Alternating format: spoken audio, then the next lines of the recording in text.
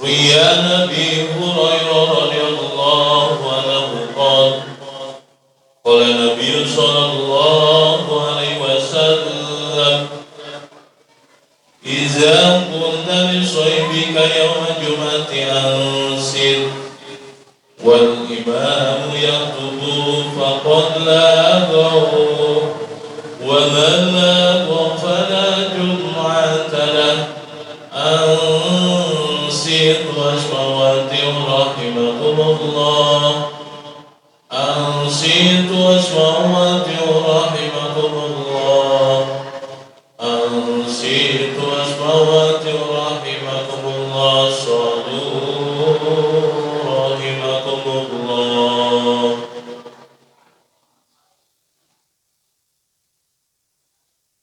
اللهم صل على سيدنا محمد اللهم صل على سيدنا محمد اللهم صل على سيدنا محمد في العبد والأهل ورضي الله عن سادة رسول الله أجمعين آمين يا الله يا رب العالمين آمين اللهم قوي الإسلام من المسلمين والمسلمات والمؤمنين والمؤمنات الأحياء منهم والأموات برحمتك يا أرحم الراحمين والحمد لله رب العالمين.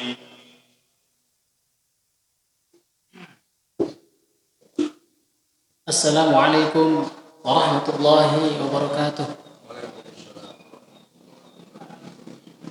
Allahu Akbar, Allahu Akbar, Allahu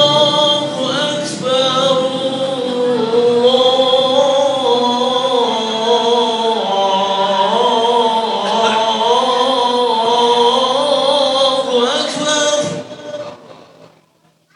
Asyhadu an la ilaha illallah.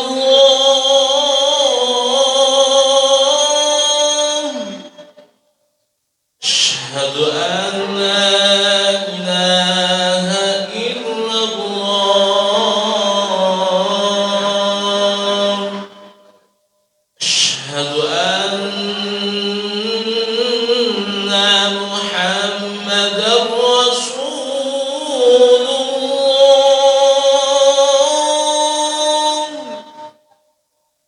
Asyhadu anna Muhammadar Rasulullah. Hayya 'alas shalah.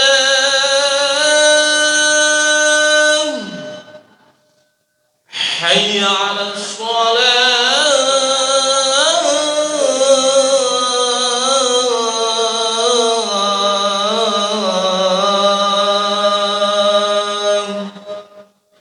Hayya 'alal falah.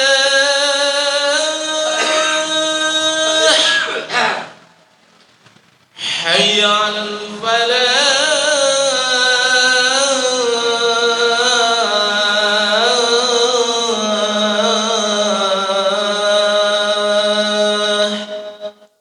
Allahu Akbar, Allahu Akbar.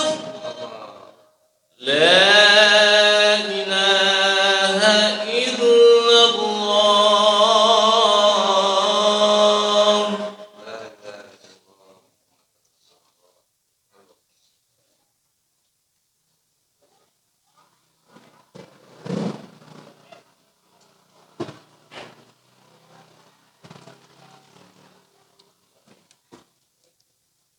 Alhamdulillahilladzi hadana subul salami wa afhamana bi syariatin nabiyil karim.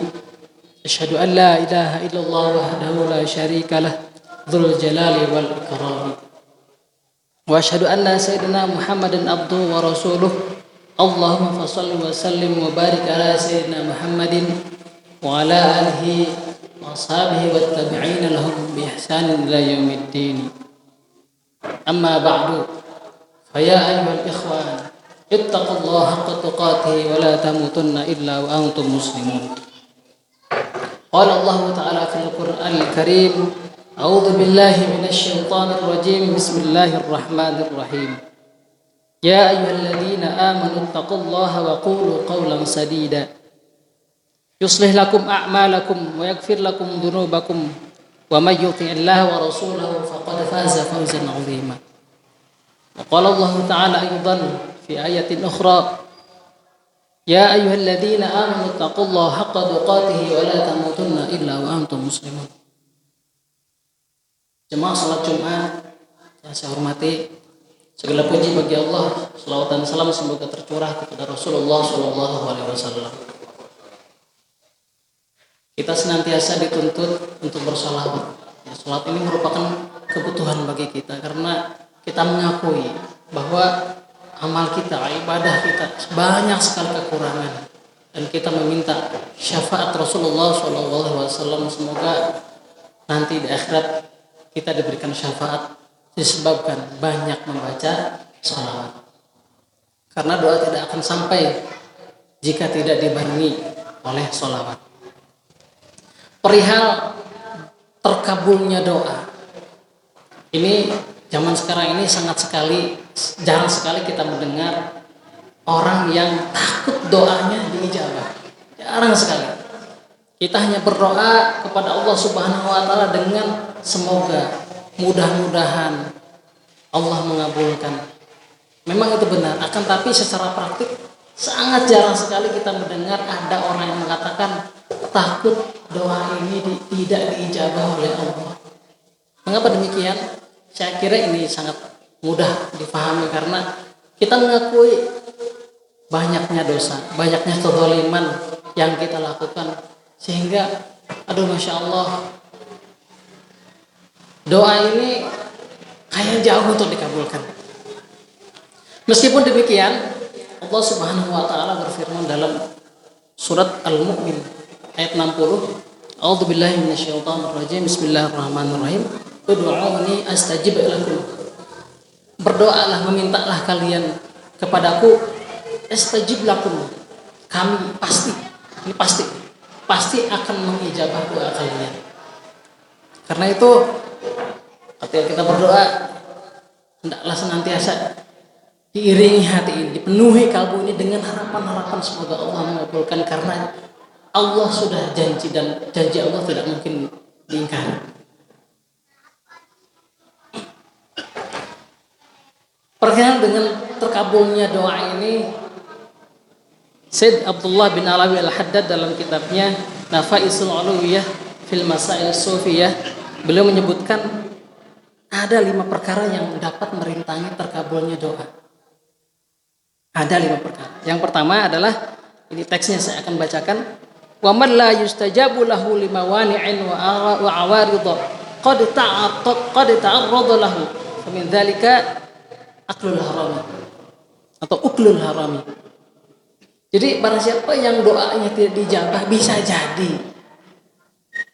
jadi disebabkan karena ada mawani, ada pencegah atau ada sesuatu yang menghalangi dijabahnya doa.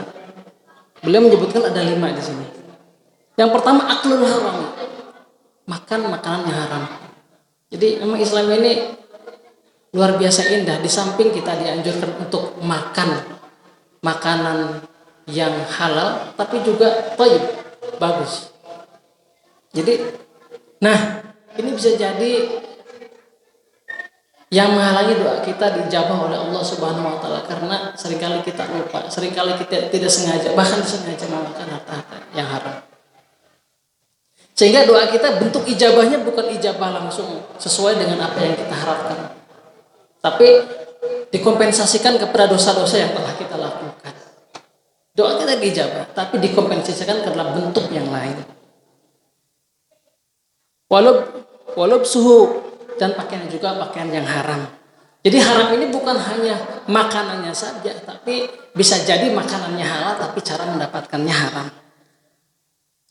Terus yang selanjutnya, wa li idrari ala dzulmil ibadi.